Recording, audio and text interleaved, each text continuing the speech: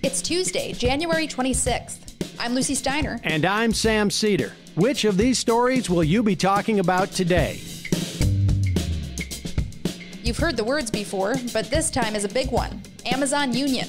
A new effort at a warehouse in Bessemer, Alabama, is sweeping up support and is preparing for an NLRB vote in February. Meanwhile, remember when hospitals discovered typical Pfizer vaccine vials contained extra doses of the COVID vaccine? Well, Pfizer isn't content to let that lie and are now shipping less vials so they can charge for every last dose. And lastly, the Senate is once again floundering on the filibuster, as Democrats in name only like Joe Manchin and Kyrsten Sinema announce they won't be persuaded to end it. Predictable, but still frustrating. You are listening to Majority FM's AM Quickie, and these are the stories you need to know.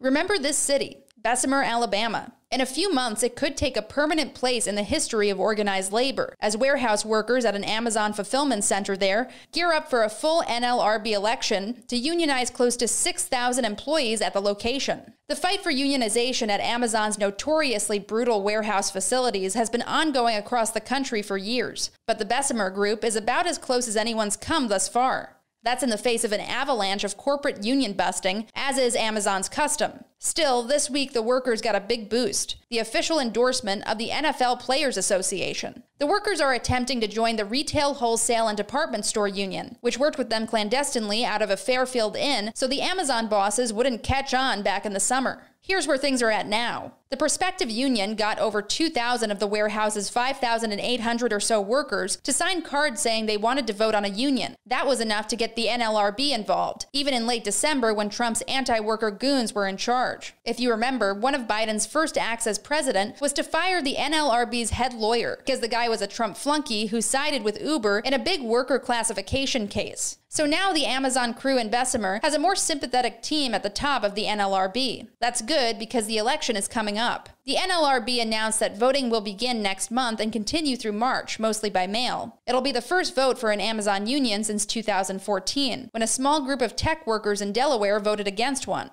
And since Alabama is a right-to-work state that's pretty hostile to unions in the first place, if the RWDSU and the brave employees putting it all on the line pull this off, it could touch off a wave of similar actions around the country.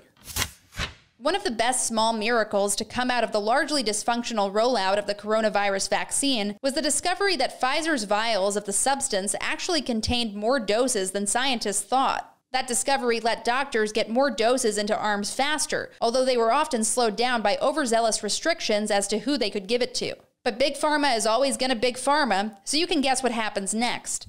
Pfizer is going to wring every last dollar from American taxpayers for this thing, making sure it's paid by the dose. And how they did it will piss you off even more. For weeks, Pfizer lobbied the government to change the language of its original order for the vaccines, to note that the vials contain 6 doses, not 5. Doing so could have a positive impact, and that doctors knowingly can provide more doses faster. But since the 6th dose often requires a specialized syringe to extract, Pfizer is clearly playing the refs to make sure it gets every last penny possible. Its contract states that it gets paid by the dose after all. And since there's more doses per vial, the company is now saying it's required to provide fewer vials. The end result is most important, of course. The more doses we get in arms, the better. But there's no end to the lengths Big Pharma will go to maximize profits, no matter the situation.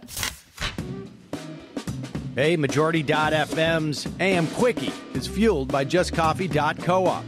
Just Coffee is a worker-owned coffee roaster based in Madison, Wisconsin that has sponsored the Majority Report for nearly a decade.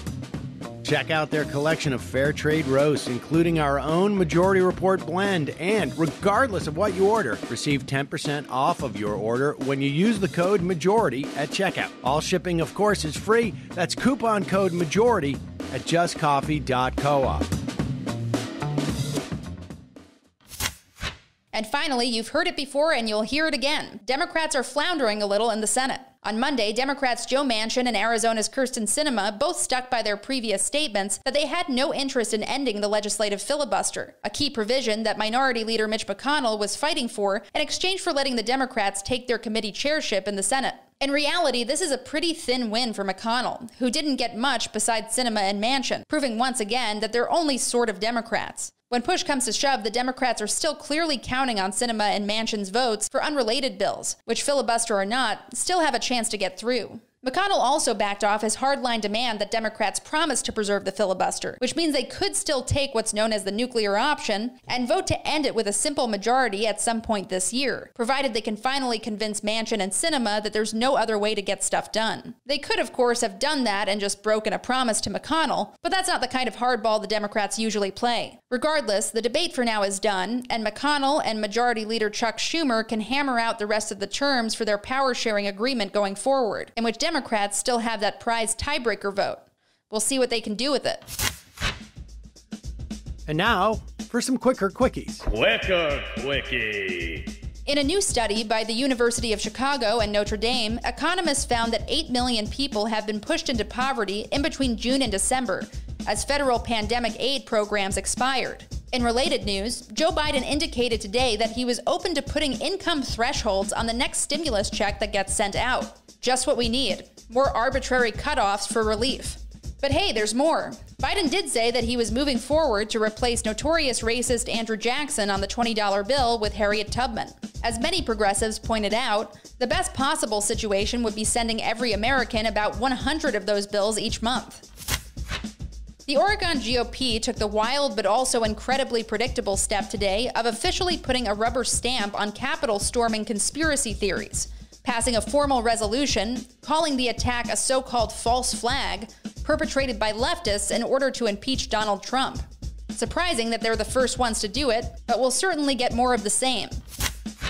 And finally, Joe Biden reversed Donald Trump's discriminatory ban on transgender people serving in the U.S. military, making sure that people of all identities can serve the country however they choose. Quicker quickie.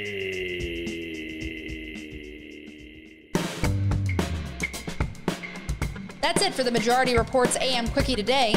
Sam's on at noon.